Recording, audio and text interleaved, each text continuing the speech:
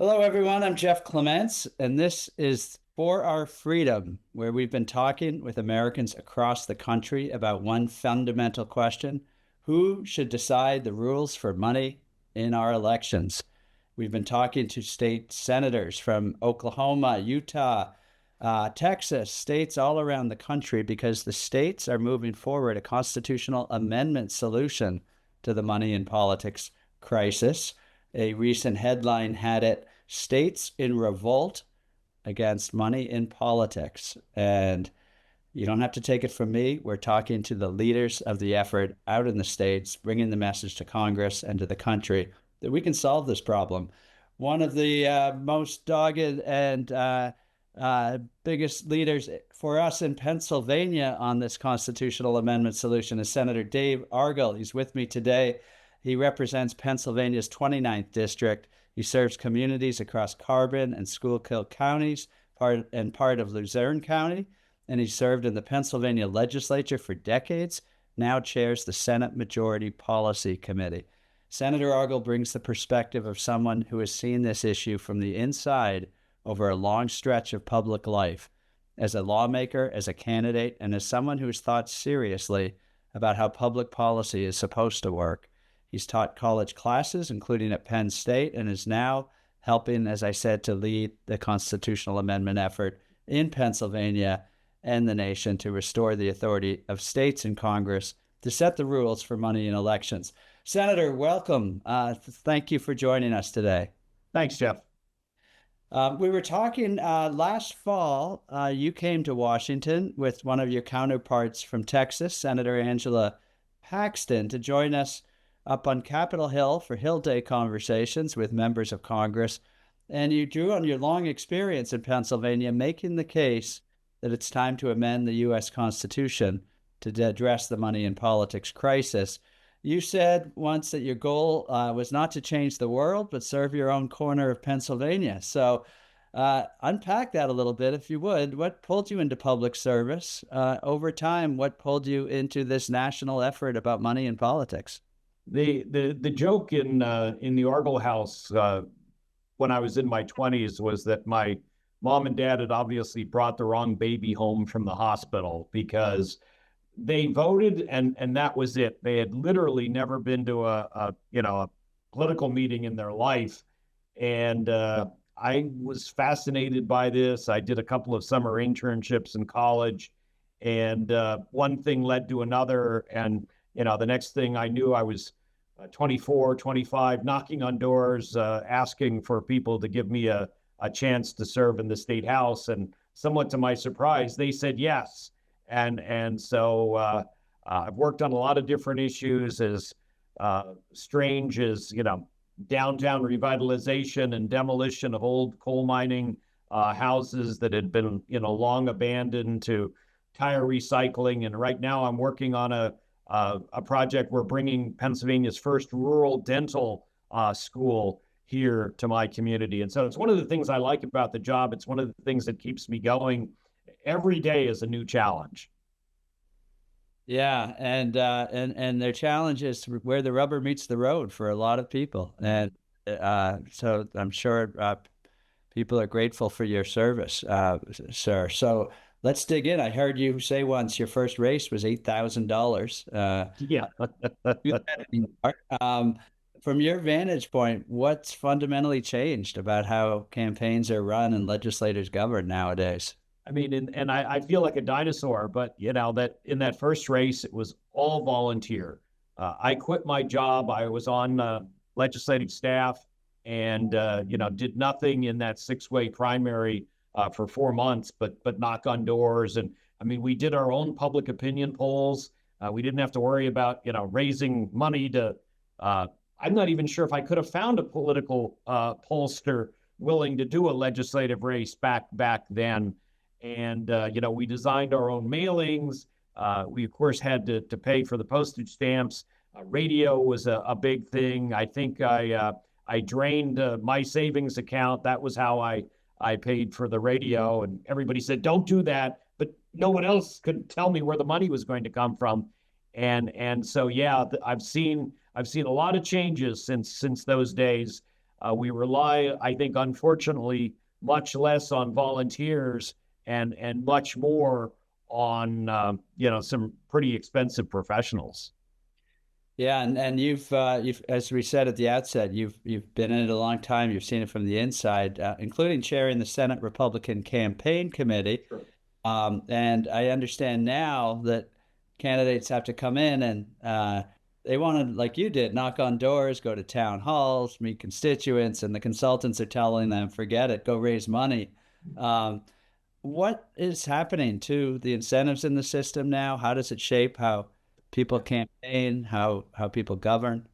Part of it is simple human nature. Um, Unfortunately, I think the average voter, is going to be buried with so much information from candidates, from people that want to sell toothpaste, from people that want you to rent an apartment or buy a new car, and so we're bombarded constantly. It's not just radio anymore or an old-fashioned newspaper. It's 1,000 channels on the television set, and and God knows how many people using social media.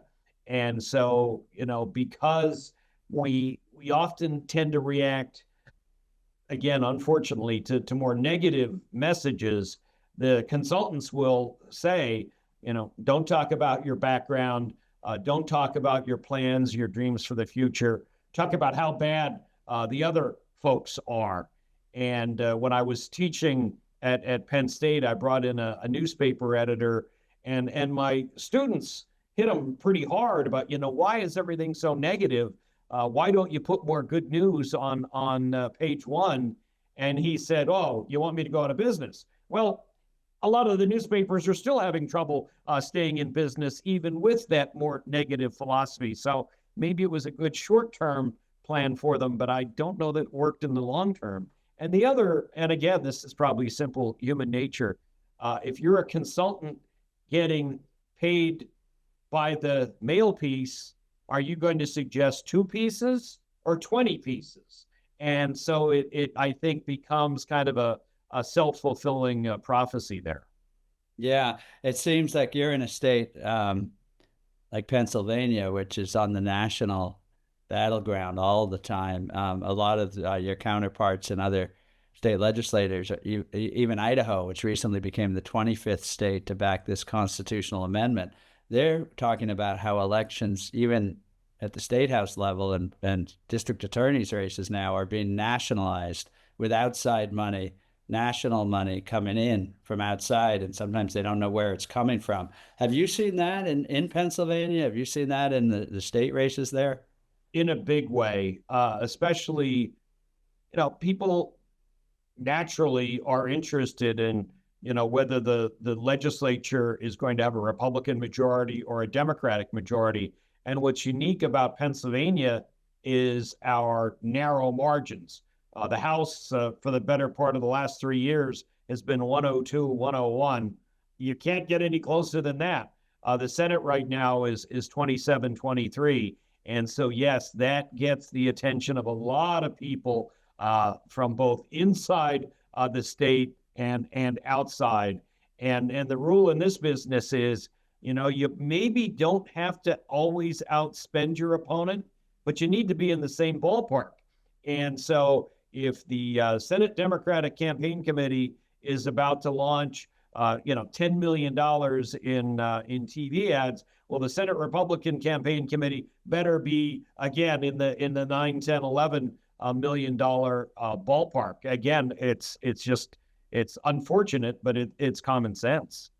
Yeah, and the constitutional amendment idea is coming about because people are saying, I didn't vote for super PACs, and it turns out nobody did. Like no legislator, no voter ever asked for sort of dark money, super PACs, unlimited money, all the characteristics of our system today were not because anybody wanted it except some judges and lawyers. And uh, I understand that you've been, as again, bringing your policy acumen to bear, thinking like, well, why don't we tie it to our district at least, and have some, money that is required to come from the candidate's local district, so the constituents are at the table, and being told you can't do that because of court rulings. Is that what legislators are hearing when they try to solve this problem? It's almost like anything we want to do, we're being told by the lawyers that nope, you can't do that anymore. And I've been involved in a lot of races, but the one that really sticks in my head was the first time I got whacked hard with a TV ad paid for not by a political committee, but a private entity. And I went, yelling to the lawyers saying, they can't do that. And the answer was, oh, yes, they can, because the Supreme Court said so. And I understand the argument that, the right to spend money is the equivalent of the, free speech. But really, if you think about it, I can't imagine that the founding fathers, as strong as they were proponents of free speech, could have ever imagined a system like what we're living with today. And again, if we were able to restrict the spending that's just coming from our constituency, or at least coming from our state, that would help to reduce costs. And I have never, in all my campaigns, ever had anyone say to me, I really appreciated those 25 mail pieces. My one race, and most of my races have been pretty low budget, but I've had a couple. And the one time I caught my wife watching New York television, a station we normally didn't watch. And when I asked why, she told me that she was very tired of seeing what my opponent had to say about me in the TV ads. She was also tired of seeing my TV ads. And so it becomes this arms race. And in the end, it just feels like nobody wins. The donors get tired of being asked for donations. The candidates get tired of losing control over their own message, and the voters certainly are not fond of the current system. Yeah, you mentioned the founders, Senator, and we've heard a lot about federalism lately. The idea that the original intent of the Constitution and the current structure as it's supposed to be is, we don't have a one size fits all for the country. There's states. We have state legislators like you who are elected by the people closer to where they live and who have power to make the rules for the state. And yet, in this area, you can't. And we were talking to some Maine lawmakers, and they tell us they tried two things, one of which was trying to say, how about this? No foreign government spending in our elections. And the courts intervened and blocked that even. That's how crazy it's gotten. So you've said before, where you stand depends on where you sit. And how do you think about sort of federalism in this situation, and what Pennsylvania might prefer to have a system? What would that look like? And how do we get back to a place where the states can actually decide what works for them? Yeah, and you've correctly quoted Miles's law of governmental behavior, which I use in some of the classes that I teach. It actually, I think, dates back to the 1940s or 50s. And what I think it's going to take is people to sit down and think, okay, not just, what's better for the Republican Party or the Democratic Party, or what's better for incumbents or challenges, and say, what's better for democracy. And as I said, I can't imagine that anybody is a big fan of the current system. And so in the room behind me on some shelves are some textbooks that I've used when I'm teaching, and they frequently use a quote about the states being laboratories of democracy. And again, from a Supreme Court decision in the 1930s. And I'm hopeful that if one or two states can figure this damn thing out, I think a lot of other states will follow. And one of the curious things about Pennsylvania is, again, our narrow margins. we're a purple state. We're not a guaranteed vote for Republicans or Democrats every cycle. And so I would hope that if Pennsylvania could help to lead on this, I do think a lot of the other states would pay attention. I'm not going to pretend it's going to be easy, but I do think that as the temperature rises and more people say, they're unhappy with the status quo, we're willing to consider other options. Yeah, well, the constitutional amendment approach is pretty simple. Our viewers can find it at AmericanPromise.net. It fits on a napkin. It's not a campaign finance law, 1,000 pages long. It simply answers the question, who decides the answer, and moves it from the courts and the judges and the lawyers over back to the people, back to the states. And I think that's why we've seen 25 states backing it. You're leading the effort in Pennsylvania to bring people together and get the Keystone State behind it. I think I'm here in Boston, Massachusetts. We like to think the revolution started here, and I'll grant you Pennsylvania had a significant role to play too. But I don't think much happens in America without the Keystone State being at the table. And so the amendment is moving in your legislature there in Pennsylvania. 25 other states have done it. And I want to ask you, as we approach the 250th anniversary of independence, you mentioned the founders.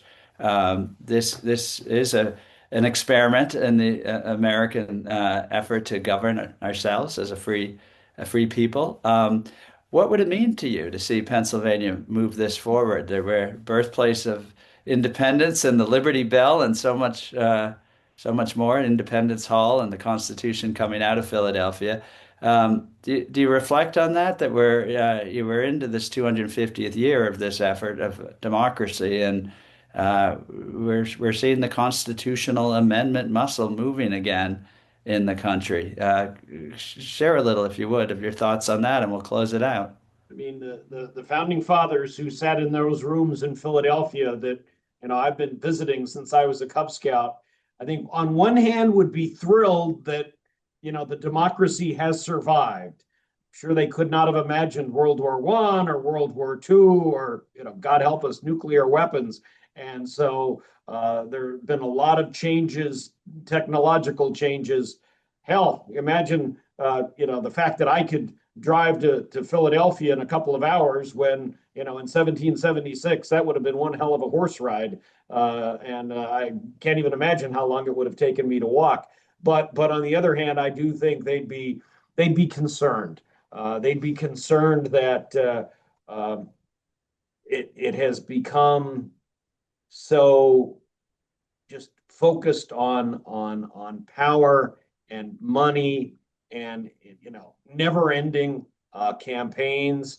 Again, I don't feel like an old guy, but I'm old enough to remember that after an election, things calmed down for a little while. Remember the honeymoon period? When was the last time a governor or a president or a legislature had a honeymoon? It just seems like the campaign begins within minutes of the polls closing, and it's like, oh God, here we go again. And if one side does it, you better believe the other side is going to do it. And so it's really going to take some rational individuals to essentially sit down and say, okay, this is not good for anyone. We need to make some changes. Yeah. Well, Senator Dave Argall, thank you for your leadership there in Pennsylvania. Thank you for being with us today on For Our Freedom. And we'll check in with you and see how it's going down the road in a little bit. So All thanks for right. being with Thank us. you.